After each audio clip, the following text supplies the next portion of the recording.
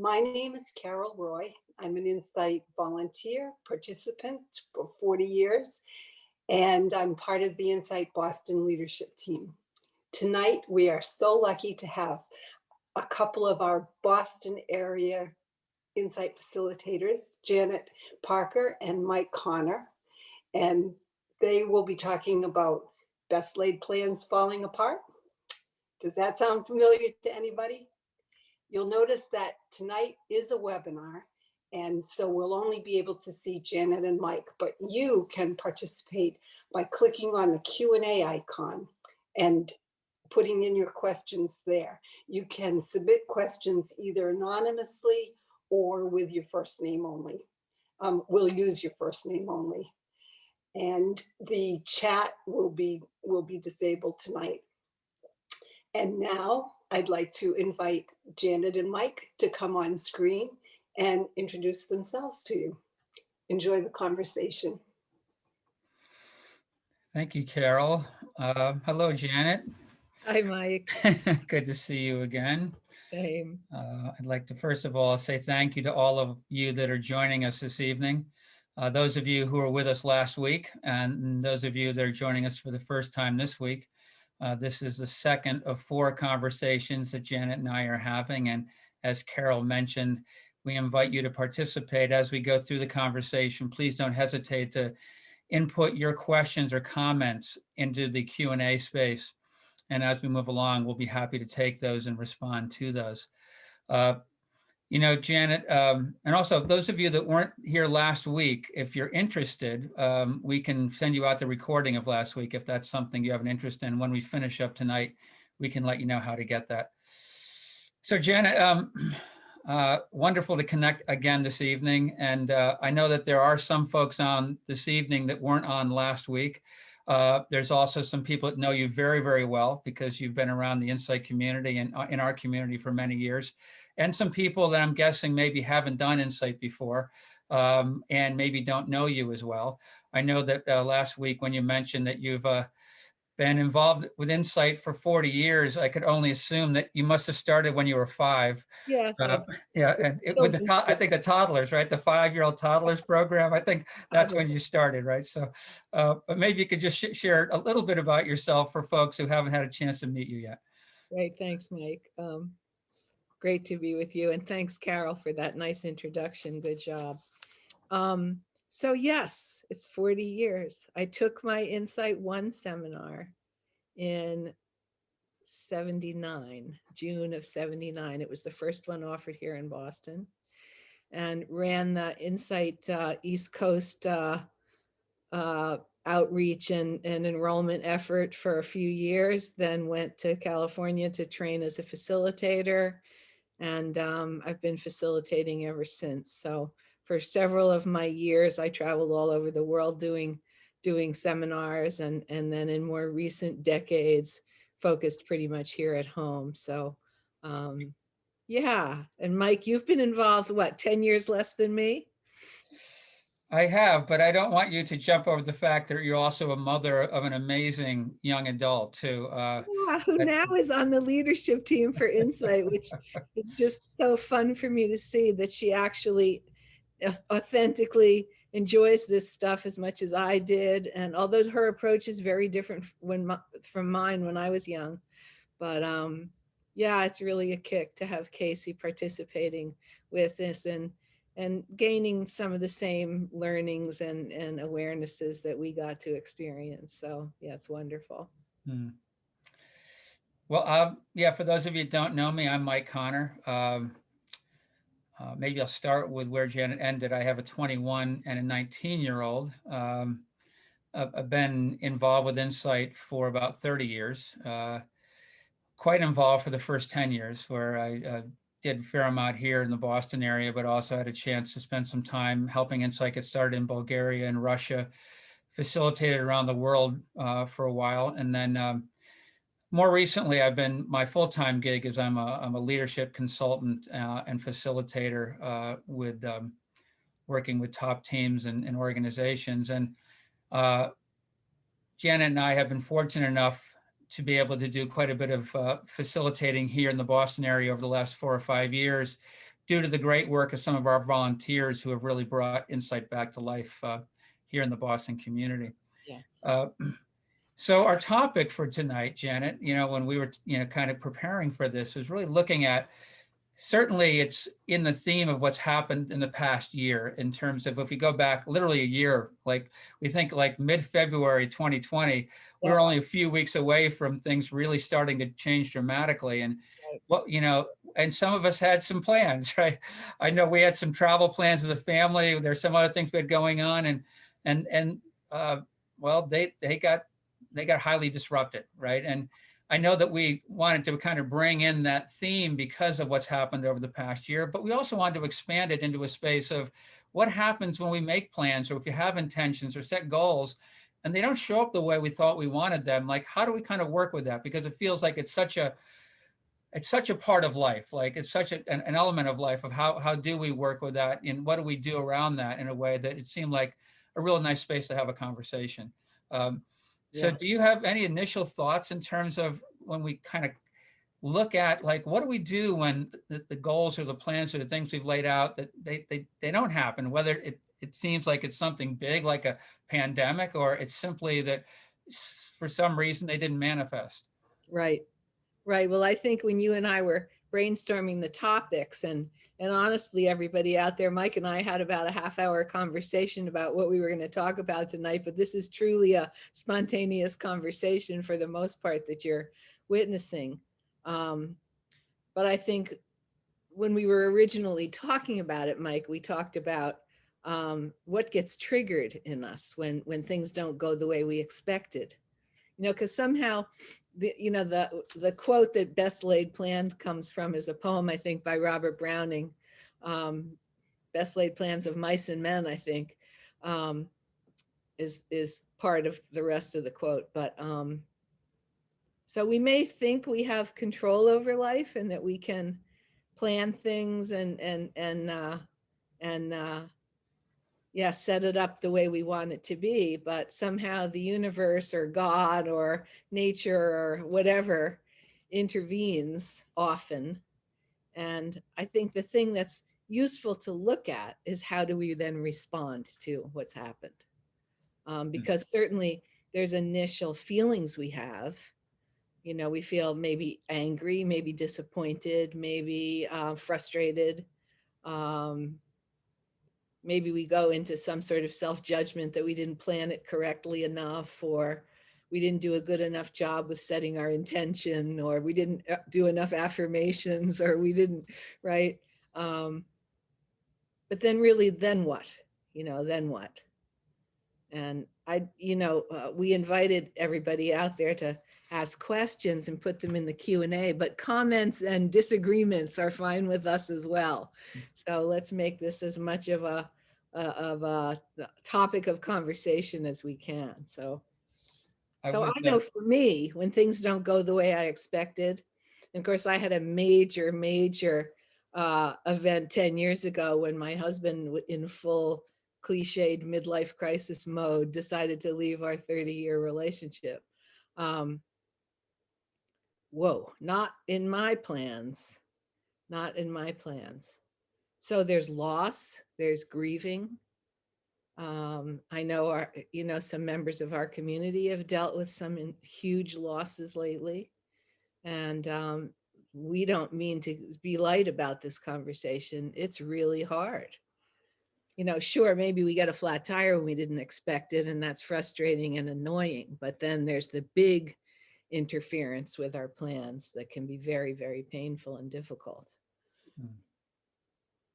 I love that you kind of brought in the humanity aspect again, Janet. I know it was a bit of our theme on our last call, and it's probably going to weave into all of our conversations as we go along, which is how to be gentle with ourselves in this space, and not to be too hard on ourselves or hard on one another, or even hard on life for that matter, right? That there's something about the human journey and the compassion and forgiveness for ourselves and others as we go through the process.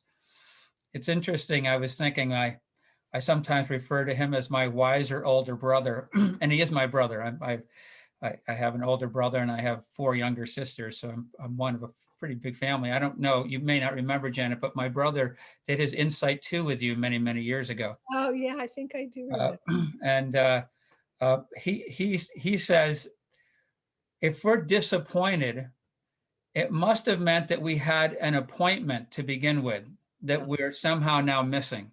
Yeah. And it's kind of a different way of looking at expectations.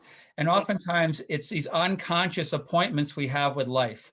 Like, well, this was my appointment. I put it's like on my schedule in life, I expected this to happen. I expected this to happen, or this is what was going to happen, right?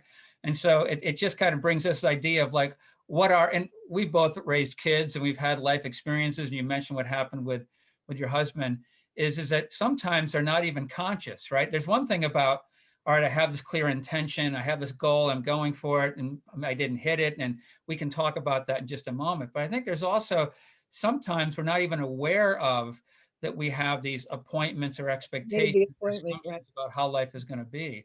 And it's And not. we don't recognize that when they don't get met, that oh my God, this is what I've expected all my life, the way it was going to be. Yeah. Exactly. It's almost like when it doesn't happen, we become aware of it, right? Yeah. Yeah. So I guess our conversation tonight is to try to determine what to do, right? Like, and are there some tips or tools or ideas or thoughts that we have that could maybe be helpful to people? Or does our wonderful audience have tips, tools, and advice that they would offer? Because we know all of you out there have had your life experiences too that have taught you things. So it's such a curious space, Janet. I mean, as we were talking about, and I was thinking about it, and even some of the things you've already spoken about, which is like, if I've set an intention, let's say I set a clear intention, and it doesn't happen, does that mean I stop? Is that feedback that it's the wrong intention? I should go in a different direction? Should I double down on my commitment?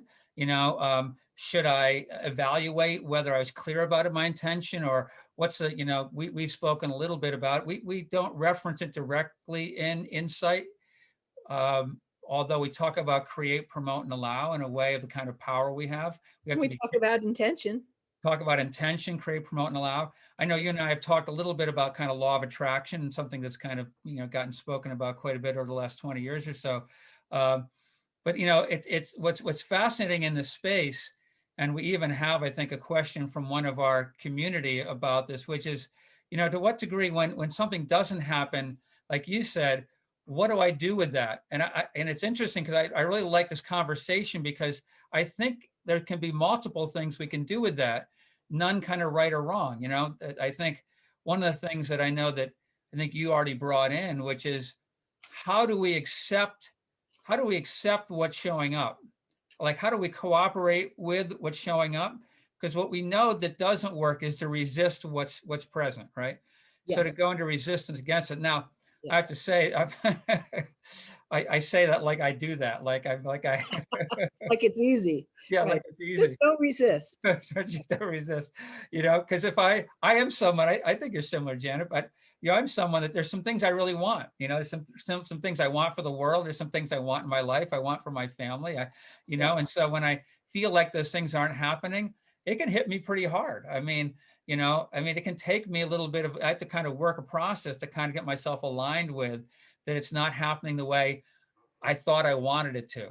And so I'm fully on board with how do I kind of move into acceptance of what's showing up. And the first step for me is how do I move from judgment, resistance, upset kind of into that space. Yeah. Any thoughts around, when you notice that something happens that, isn't what you wanted, what do you do to help to move your state from maybe that place of resistance or upset into a place where you can be more aligned and accepting of how things are actually showing up? It's a great question. I think for me, it has to do with the magnitude of the disappointment, or the magnitude of the difference from my intention, right? So the cake doesn't rise the way I planned on it to when I'm baking, is a little different than you know, my husband dying, right? Which he did after he left about 4 years later. So, I mean, I think I'm getting good at getting over the littler things. Mhm. And for me, that has to do with, if I'm going to laugh about it later, laugh about it now, right? So if it's going to be a funny story how I was baking the cake for this important party and it didn't rise, it's going to be funny when I tell it down the road. I might as well laugh at it now. So that's kind of an attitude shift, right? So I think I'm fairly able to shift my attitude quickly around small things.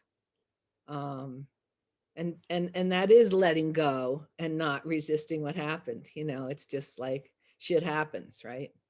But I won't claim that it's gotten a whole lot easier for me with big things. Yeah, I almost have to think about it a little bit. Mm. Yeah, how about you with the easy stuff, Mike? What do you do? Um, I think I make more things harder than I need to. I think that, sometimes I feel like as a facilitator, I teach what I most need to learn, right? So, uh, uh, I think what I do is I have, as you know, a regular morning practice where I try to do a combination of things, a combination of tools that we teach in Insight that help me to get perspective. I think I really use them to try to take whatever upset or discouragement or resistance that might be showing up and try to lift it up in a way to get some perspective on it. I really think altitude, however we get altitude, some of us get it through meditation or prayer or reflection or others get us by going out for a run or being in nature, being looking up at the sky at night or something that says, wait a minute, whatever's happening, because I notice it for me, whatever that thing is, it can feel really big when I'm feeling in resistance or upset. And you're talking about the little things now. I'm not talking about the major things, but I can make them bigger than they need to be. And so it's like, how do I get perspective on this? And so, whether that's kind of an active thing or a quiet thing, I think it's really helpful to have some kind of practice to provide perspective. Sophia Grace, my older daughter, she's one of the great reminders of, everything happens in life for a reason. She's very big on that. And it helps me to kind of lift into, okay, I'm not seeing everything of what's happening here. I think this year in particular has been one of great humility, which is like, there's a whole lot going on in the universe that I don't have line of sight to. I can get some access to it if I use like some of the things we've talked about in the past, which is access my high self or my master teacher, some of the things or different ways we use to access intuition. And we might get a glimpse on some things, but to kind of see the big picture, I'm just never going to see it. So I think remembering that for me feels important. And I also really want to believe that things are happening for a reason. And that just might be because I want to hold that belief. It's a more empowering belief than feeling like something's just getting screwed. Like the random universe, right? Yeah. So I think perspective is what I try to do. That's try to gain perspective. And that's really exactly what, if I'm going to laugh about it later, laugh about it now, it's getting a different perspective. So I think we probably both do that in similar ways, get a perspective on it from a higher view or a future view or in compared to something else view, like, is it the worst thing that happened that my cake didn't rise? No. So yeah.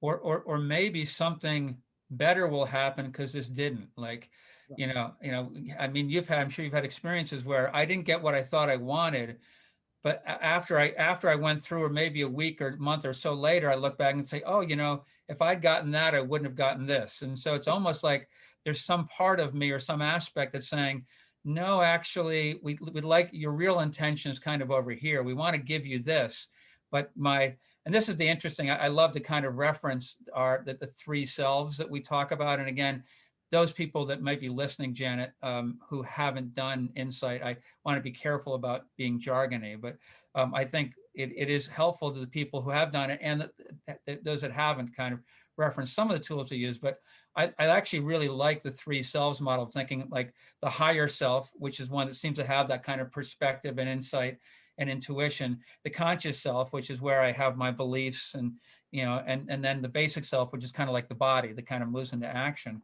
And as I'm dealing with some of these things, like it's like, okay, maybe that high self is kind of guiding me towards something that might be more to my benefit in ways that I can't see with that. So that's part of that kind of altitude piece I was speaking to. And that's also, I mean, I think that thinking has given rise to expressions like, God never closes a door without opening a window, or everything happens for a reason, or these kinds of things. And some of that, I think, I've certainly experienced that to be true. I've also experienced it not to seem true. Mm. So, we don't want to make a cliche out of it, right? But and sort of trivialize what happens to us in life by putting little sayings around it. But on occasion, they're enormously helpful, right? To remind ourselves. And I guess, and I'm curious to hear some comments or questions too. For me, it comes down to trust. It comes down, do I trust that life is ultimately good? Or am I in fear that it's not? Mm. Right? So if I'm going to trust that life is ultimately good, then I can truly go with God never closes a door without opening a window, right? In other words, there's something good will come from this. Everything happens for a reason. I always remember our friend Carson, who I think is on this call tonight, saying to me years ago, we were co-leading some workshop, and he said, everything doesn't happen for a reason. It happens for an opportunity. Mm. And Carson, kudos to you for that if you're out there. I've lived with that because it felt too facile to say everything happens for a reason, but everything happens for an opportunity. Now I can go with that, right? Do I mope? Do I shake my fist at the sky, or do I take this opportunity to be grateful for what I do have? Or do I look around me and see all the blessings? It's like, it's an opportunity to do something with it. I think the other frame on it, and then it's interesting you mentioned Carson, because I think he actually sent us something to speak to tonight. I was thinking about, I think it's in some of our more advanced trainings, but this notion of a goal line versus a learning line has also been really helpful for me, Janet. And those of you that are less familiar with it, there's part of our mind that thinks around, if I set an intention or a goal, we think in a very straight line. It's like, well, if I can get, if I want $1 million, well, if I can get it next week, I'll be good. Like just bring it to me, kind of, or I want that, loving, wonderful, intimate relationship. Let's have it show up tomorrow. And I'm not saying it can't show up tomorrow, it shouldn't, but the learning line kind of speaks to, who do I have to become to be a vibrational match for that goal I've set for myself? Because I do believe that we can't really manifest and hold something of real value unless we're a match to it. And so sometimes the learning line takes us to places in life different from where we think we should be going, to kind of, so we can learn lessons that actually assist us in getting more of what we say we want. And it's another frame. And I think the thing you mentioned about not being trite, I like to think of these things as like a toolbox. And so we wouldn't apply a hammer for everything, right? It's like, oh, always use this. It's called, no. But in Insight, I think of like it's a toolbox. And if I have access to some of these different tools, if I can apply different ones at different points in time, then they might assist me in terms of this question in particular. Right. I think if I think about the tools and the attitudes and what helps, if I can have like as a sort of a bedrock belief that life is good, then there's a lot that I can do with that in terms of using tools and such. to shift my response. I mean, we were talking about what does it trigger when our best laid plans, go astray, or whatever the quote is. And managing what gets triggered, I'm best able to do when I'm in the mode of believing that no matter what, for the ultimately life is good. Mm, mm. Yeah. So I'm curious about some comments and questions, aren't you, Mike? Yeah, let's see what's out there. And Yeah. Carol, you want to feed us something? Sure, you are inspiring a lot of comments. This is from Tim. Allow what is to be. So much of our energy goes toward trying to change what happened, trying to explain it or justify it. Acceptance is the easiest route and the most difficult. We don't know what we don't know. Beautiful. Beautiful. The easiest and the most difficult, acceptance. Yeah. Thank And you, for Tim. It's lovely.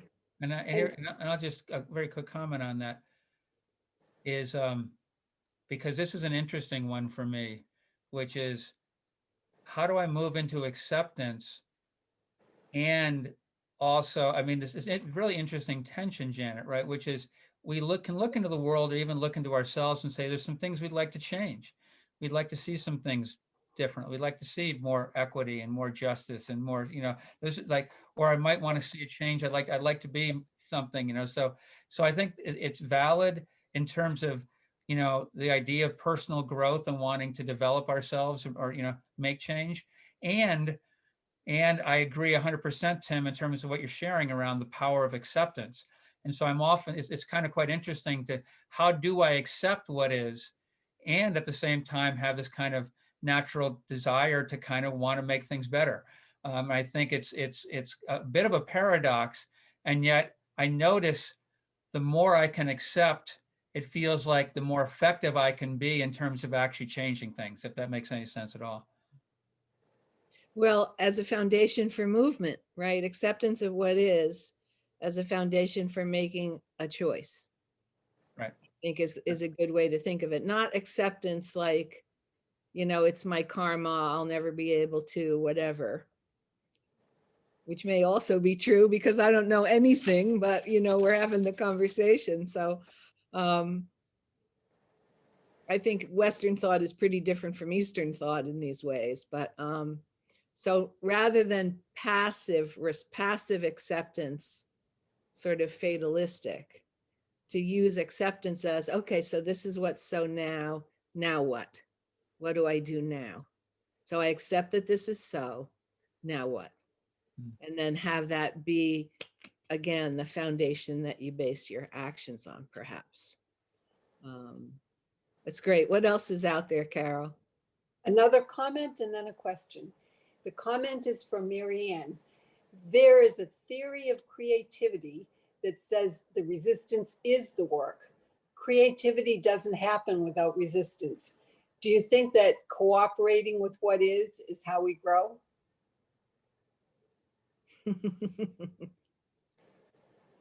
Creativity doesn't have it. I have to pick up on that as an artist and a poet. I have to pick up on that. Creativity doesn't happen without resistance. I'm not sure I agree with that. I don't think that's my experience.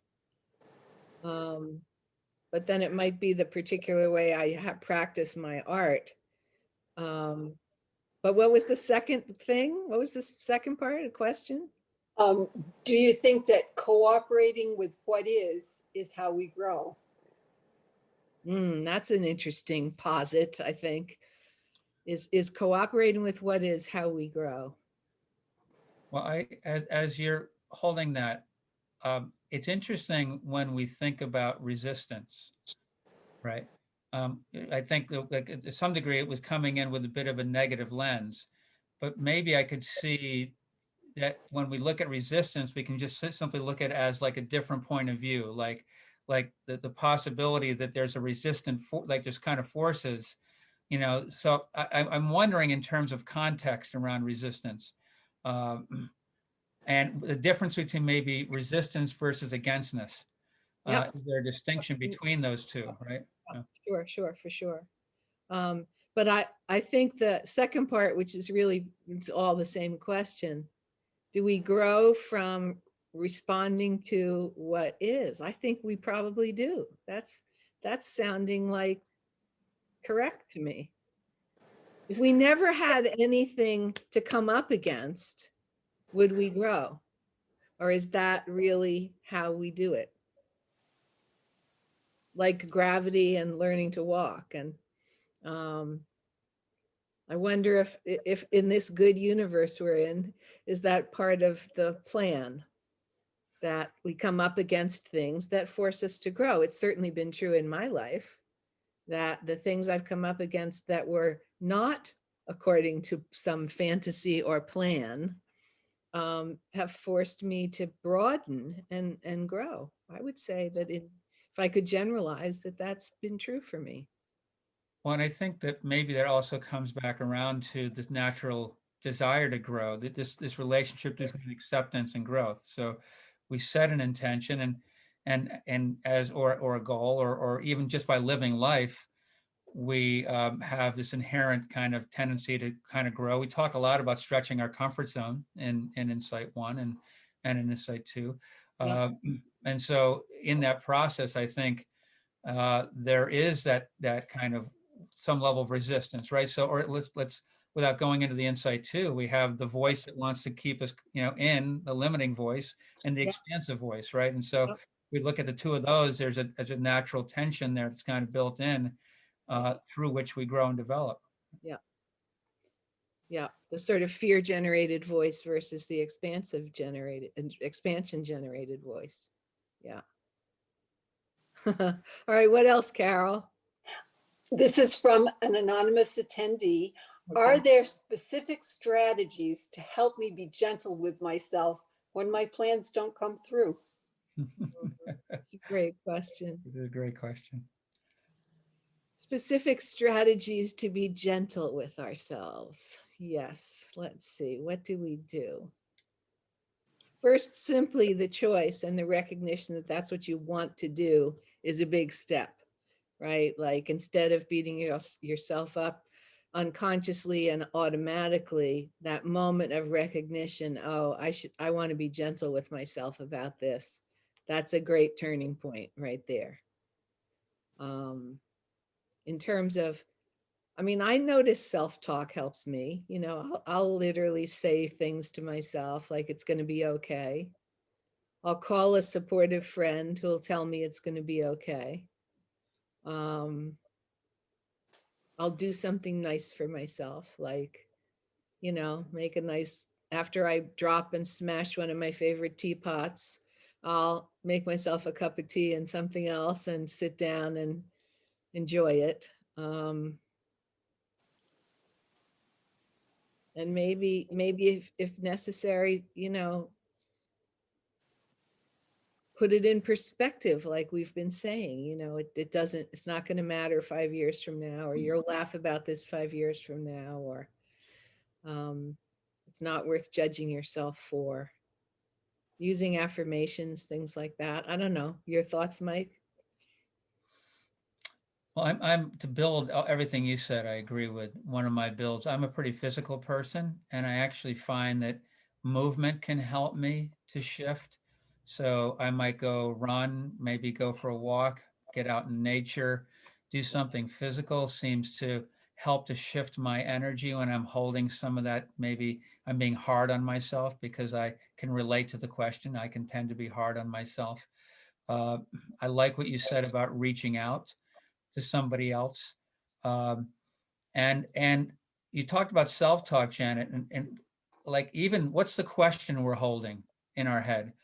And we talked about one of the great powers we have is over our imagination. Sometimes we don't recognize it. Sometimes the imagination is working against us in terms of that self-talk. But I also wonder if one of the things is, can you have maybe a series of more productive questions that you literally, when you notice yourself doing that, you can pick up and look at it. Like, what can I learn from this? How is this for me? I love that question, which is how, and just maybe 2 or 3 or 4 questions that you literally write. And when you notice yourself going into maybe some self-judgment, being hard on yourself, or feeling like you're not progressing on something the way you want to just look there and shift the questions you're holding in your mind, because our imagination is extremely powerful if you focus it in the right direction. So that might be another kind of practical tool or tip. I mean, I would always say forgiveness, right? But to say, how do I do forgiveness? It's a great question, right? Because I believe at the cornerstone is this compassion and humanity to be gentle with ourselves. And that's not always easy to do. And it's funny you said about the imagination. I think where I can sometimes have a tendency to go when I'm disappointed in the way something is unfolding, it's not according to my plan, is that I start assuming that it will always be that way about everything. Mhm. Right? Like, yeah, that this hasn't worked out, and things never work out for me. My limiting character, to use Insight 2 talk, gets hooked, right? It's like, oh yeah, Eeyore, I turn into Eeyore, right? Like, nothing ever works out for me. It's hopeless. Why even try? That kind of thing. And so I'm being good to myself when I can catch that my thinking is going in that direction, my self-talk is going in that direction, and catch it and turn it in a positive direction instead. And I think anything that can bring you present is going to help. Even just some deep breaths, even just taking, Yes. because when we're in that self-talk, like you were just talking about, it's never going to work. We tend to exaggerate that limiting character, that limiting voice exaggerates, and it kind of extrapolates. Oh my God, it's going to be like this forever, right? So it's moved out of the present moment.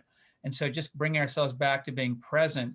And as simple as it sounds for me, it's like, okay, if I really get off, it's like, just kind of see if I can just breathe, just notice my breath, which can help me to kind of get somewhat more resourceful, and then also recognize and bring some of that perspective and compassion in. It's so true, Mike. That presence is so important, because I realize even when I'm, doing Eeyore and like life will never work out for me, thinking it's in the future, it's not in the present moment, and it's fear-based. And so it's back to our corny fear means fantasized expectations appearing real. That's what fear is. It's out of the present. It's projecting something into the future again. And those are fear-based thoughts. It'll always be like this. My life will never work out. Nothing ever works out for me. Kind of thinking. And so catching that and of course, awareness is the first step to change, right? So first you have to be aware that you're doing that in the first place. But if you're starting to feel like crap, usually your body will let you know that you're thinking something that's terrible.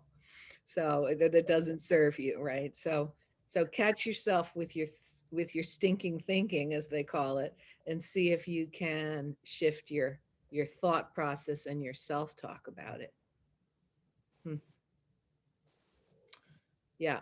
Let's see what else is out there. I've got another thought I want to bring up, but what else, Carol? From Juliet, I remember John Roger encouraging us in an Insight workshop to respond to a DASH plan by exclaiming, "I love this. I've tried that. I've tried that and didn't find it easy, but it did sometimes give me a chuckle and lighten my heaviness about my disappointment." And I like that comment because Jacob Handelman did that in a workshop, and a lot of people will recognize it from that too. Oh, so sweet. Oh, Jacob. Yeah, may God bless him. I love this. It's kind of good, actually. If you could get yourself to remember to say that and you get yourself laughing, maybe it could work. It's almost like it's also like reframing my body and my posture around it, right? It's even putting myself, like the energy behind it is not just simply say, "Oh, I love this," but the intent of it working is like, "Oh, I love this," So, wow, this is interesting. Oof. Well, which is an interesting segue to what I mentioned I wanted to say, which was something about the big shit that happens, right? Like we've been talking a little bit about the more minor disappointments. can we apply, I guess it's almost a question to my pal Mike, can we apply the same tools for the big stuff? Well, here's one tool here's what shows up for me. And, you know, I think we're both very careful here, Janet, not to be like advice givers, like we know. I think we're in a conversation and coming present and honoring wherever we are in the present, I think is important, particularly with the big stuff, like not making myself wrong. If, if I need to grieve, if I'm sad, like let's be sad and hopefully put myself around people that will honor that I need to be sad. If I'm really disappointed, don't have somebody say, oh, it'll be okay. It's like, no, I'm sorry, I was about to swear. Yeah. It's like there's a response of, don't tell me like it's, let me be to honor where I am and have people around me that will honor where I am. I'm not saying like 6 months later, but I'm talking about if I'm going through a big change or a big disappointment. It's like if I need to cry, if I need to grieve, if I'm going to be down for a while, it's like that's okay. Like I don't think the intent in Insight, I know it's not the intent, is like to put a smiley face on everything. That's not our intent. In fact, it's quite the opposite. The intent is to be honest with what's true for me in the moment. Yep. And that if I can really honor where I am in any given moment, I actually do give myself the best chance to shift. And I think this is interesting, even going back to Marianne's comment. It's if I can honor where I am right now, somehow that acceptance and honoring of where I am actually gives me the best opportunity to heal or shift or move on, as opposed to somehow judging or not being okay with where I am, which we say what we resist, we're stuck with. Yep. And so if I don't honor where I am, I tend to be stuck with the feelings I actually want to move through. So one of my first thoughts is, how can I honor wherever I am? Talking about those big things, whatever whatever's coming up for me. Yes. And it does come back to Marianne's comment about resistance giving birth to creativity. So if I put a new spin on that, I absolutely get it. Yes, I agree. So coming present is always a good choice. Big, small, whatever, I think. And I would say from my own experience of grieving and loss, it was a battle sometimes to come present. Mm. It was a battle for me because I was so, fear just like had me by the short and curlies, it was like it had me. And, but when I could get myself present, and I've been meditating for years. I did a lot of meditation and a lot of listening to good stuff and good teachers. And when I could come present and fear backed off, then I was much, much better. But certainly fear leaps in. I wrote some poetry about fear, grabbing hold of me in the middle of the night. And so it truly did feel like a battle, and it took years. So I think with some of these big things, I think one of the dangers of teaching personal growth seminars for all the years we've been doing it, Mike, and you're a genius at keeping it fresh and real. And that I strive to do that too. Is it can seem a little glib if we're not careful. It can seem like it's easy. Like you just do this, just do that. Because you can do it in a seminar in 5 days maybe and have a transformational experience. It should be that easy in life. But when life's really testing us, it's not easy. It can feel like a battle and it can take years. So I just want to put in a word for grieving and dealing with loss. It can take years and it can be a hard journey. And all I would suggest is, in terms of being good to yourself, all the things we've said, try to be present as much as possible. Listen for that fear voice and try to counter it. Reach out to good people, move, get exercise, move your body. go inside.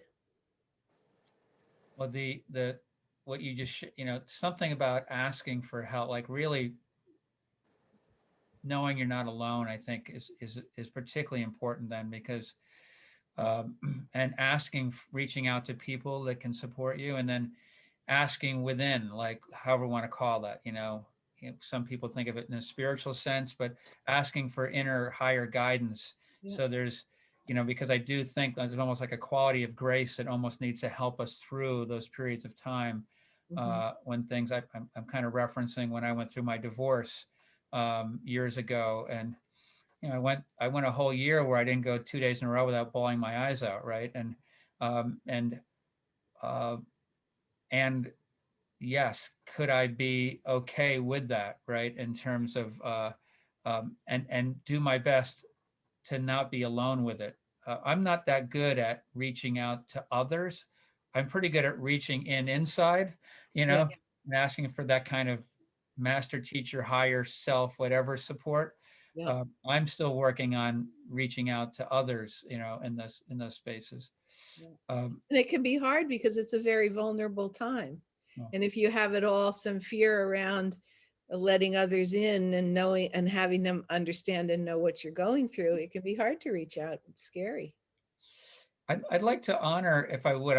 I don't have exactly what Carson had written. He had written something before we were coming on, and I don't know if Carol has that or not, but since it was sent in, he was asking something like, in the case of having a project intention or a commitment, in terms of allowing or evolving and having the ego show up. And, Carson, if you're listening, or anybody else, I think what you're asking, and I don't want to get too lost in this, is, this quality of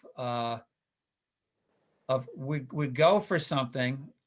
Let me see if I can kind of pause for a moment, because I'm trying to get to something here, which is, what part of me is asking?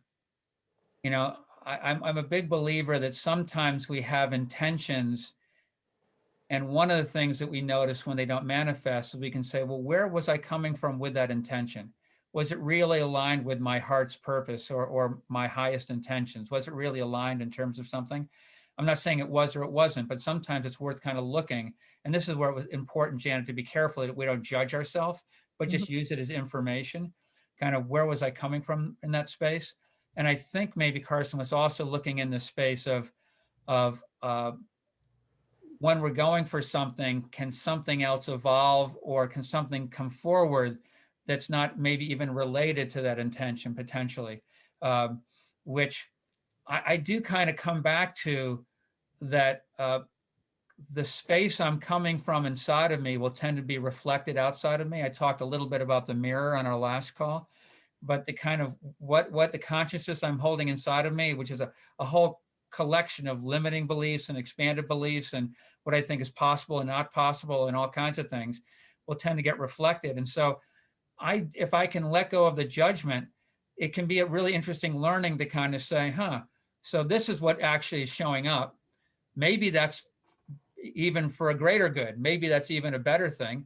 Or maybe it's like, maybe I can look at what was the real intention I was coming from with this. Like, what at the core, what was I really putting out in terms of my energy here?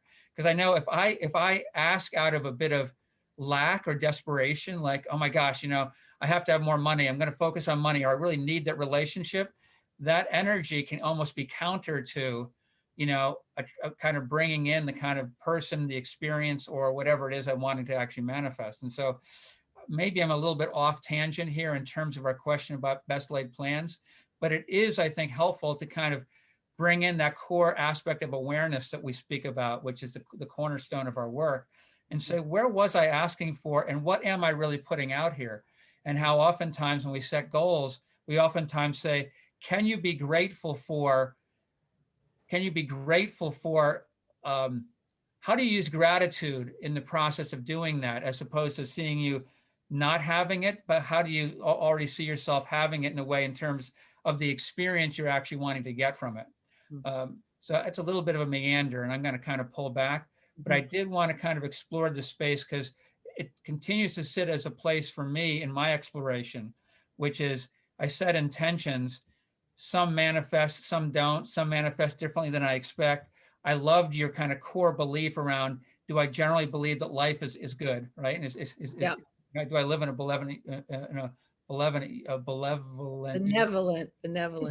benevolent, um, and in my journey of my growth, whatever that evolution of my journey is, what's here for me to learn that I can use for me? Like what's if and on that learning line, not just going towards a goal, but in terms of my evolving as an individual or my soul's journey or whatever, it's like, how can I use this in terms of that bigger journey? Yeah. Yeah. How can I use this? Yeah.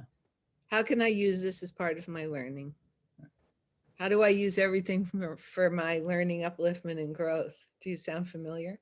Yeah. It does, but it's a great question. Yeah. It does. Yeah.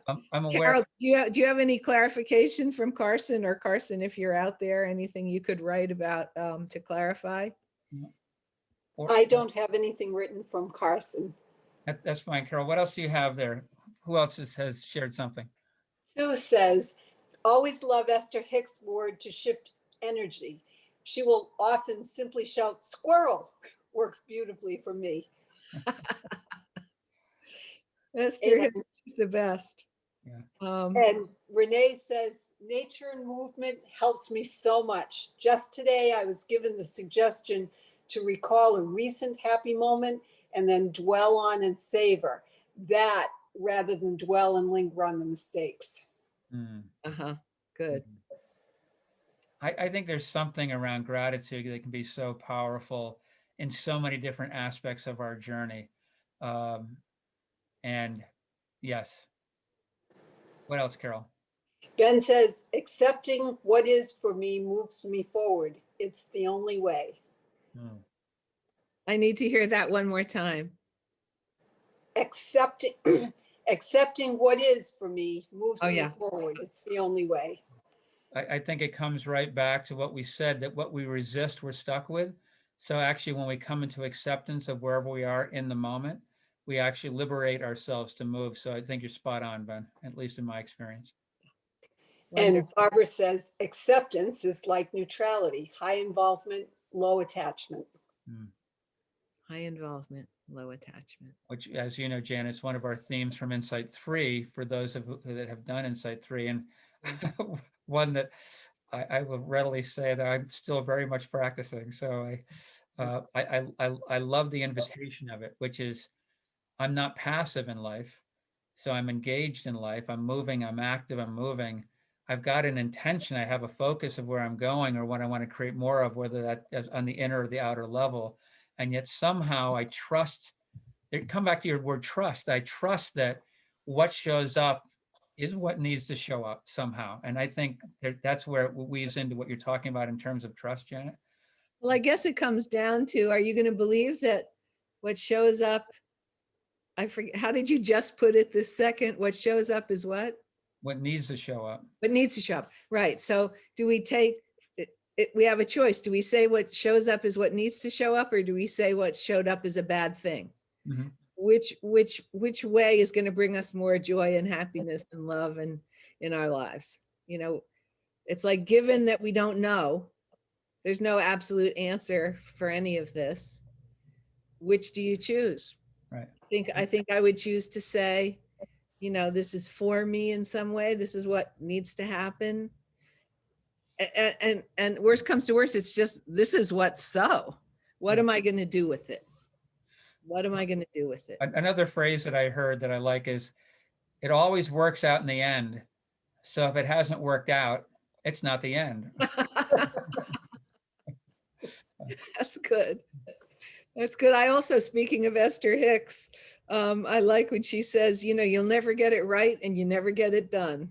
Mm-hmm. So, because life is eternal. So, you know, don't sweat the small stuff, I guess, right? Because you'll never get it right and it's never done.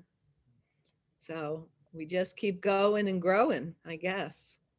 But certainly attitude plays a role in what our experience of life is.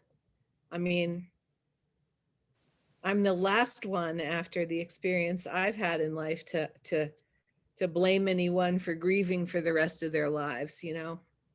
Um, because sometimes losses just knock us completely off course, and there are people who live the rest of their days knocked off course. Um, but there is something of a choice in the matter. Maybe the first thing to do is accept that you can't accept, right? And I don't just mean that as double talk, but literally just say, hey, this is where I'm at, sorry. Well, that's acceptance, right? That you can't accept. I love that you bring it in. It's also yeah.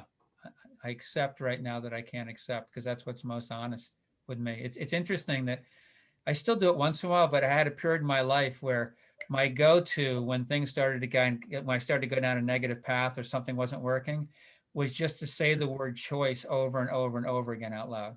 I just go choice, choice, choice, choice, choice, choice, choice, choice. And I might say that for 5 minutes, like to get, just because that's all because I wasn't resourceful enough to do anything else, but it was resourceful enough to say it until like kind of kicked in, like, okay, you don't have to go, like you talked last time about that old saying, responsibility, the ability to respond. And even though it's one of those things that goes back 1,000 years, it's still a really good reminder that we don't have always power around what comes at us.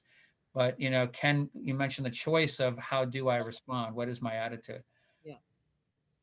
And awareness is the first step, Right. right? Like, oh, I've been beating myself up for the last 5 minutes. Do I have a choice here? Yeah, I could stop doing that. Or, oh, I've been like dwelling on the horrible things that are going to happen in my life from now on. Oh, I guess I don't have to do that. So staying conscious, paying attention to yourself. Maybe the way we're the most loving to ourselves is to just pay attention to ourselves. Pay attention to what we're doing to ourselves, what we're thinking, what we're saying to ourselves. And then make a different choice if you don't like what you're doing. And that choice might not be easy. It might be like turning the Queen Mary around, but at least you've begun. Well, and as you've begun, it's interesting. I'll reference one thing, and I'm realizing time we might want to begin to move towards our wrap up is, when we look at dealing with feedback in life, and sometimes feedback is not always easy to hear or even receive, because it feels like life is giving us feedback all the time. But one of the things I think is valuable is, like you talked about, turning the Queen Mary, is even if it feels like we're way off course or it's going to be a long journey back, as soon as we face back into it and start to take action back in the direction, it's interesting how much our energy can shift, how fairly quickly we can actually shift energy by being in action, back in the direction that feels like it's on purpose for us. Yeah, it's so true. So true. Yeah, that's great. Yeah, it is. Look, it's 8:28. Yeah, I think Carol and Don would probably need to shift over. What we can do is if there's other questions or comments, maybe we can capture those.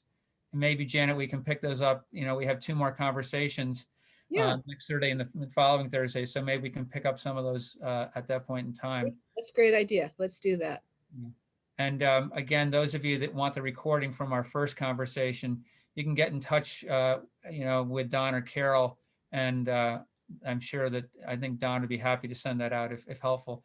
Maybe we can we have, I think, a couple of slides just to speak to our upcoming conversations. And then I think the events that Don and Carol actually host on Monday nights, and then maybe just something briefly about something that's being offered globally by Insight that people might have an interest in.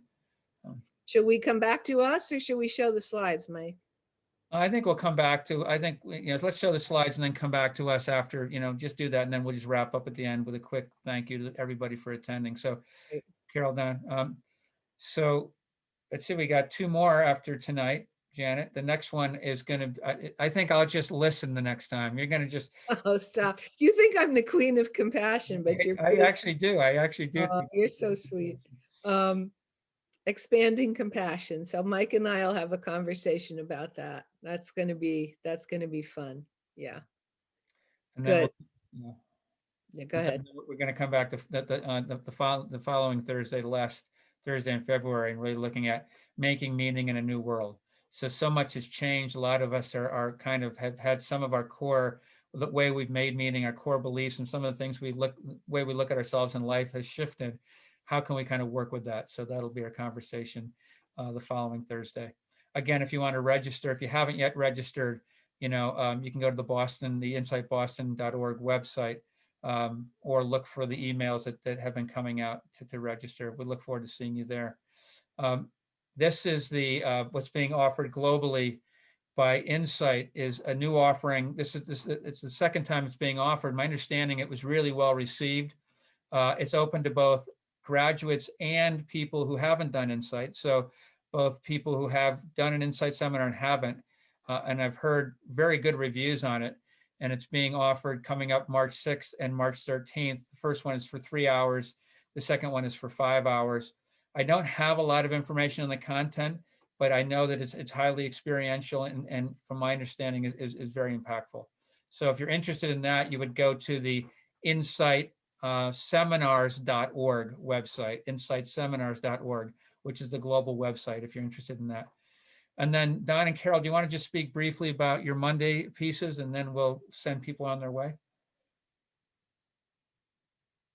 I can say that we have a core group of people that visit every Monday night, and also new people all the time, and Right. people who have done Insight or haven't. And sometimes it's hard at the end of a day to say I'm going on another Zoom call. Right. At the end, everybody just says, "Oh, that was so good for us all to be together like that," and Wonderful. very grateful. So That's great. Thank you so much for doing that, Carol, and to Don out there. Thanks so much. And you can find the more information if you go to the insightboston.org website and go to the upper right. And there's some links there to tell you more about what it's like to be on the call and to register. Just show up. Actually, anybody can show up. Cool. Thank you both. Well, So- Mike, once again, a total pleasure to chat with you in public and talk about some of our ideas and thoughts. It's really fun. And do see if let's capture questions, comments that we can address next week. I think that's a great idea. Yeah, it's always a pleasure, Janet, and a big thank you to all of you that joined us tonight. Really appreciate you taking the time, and hopefully you're walking away with a couple of things that you'll find valuable as you move forward. So thank you for being here. And recognize your own wisdom. I mean, I'm always thrilled to hear your beautiful suggestions and ideas and questions coming to us. So yeah, trust in your own wisdom and your own heart too, by all means. Okay, everybody. thanks so much for talking to us tonight. Yeah, it's been really fun.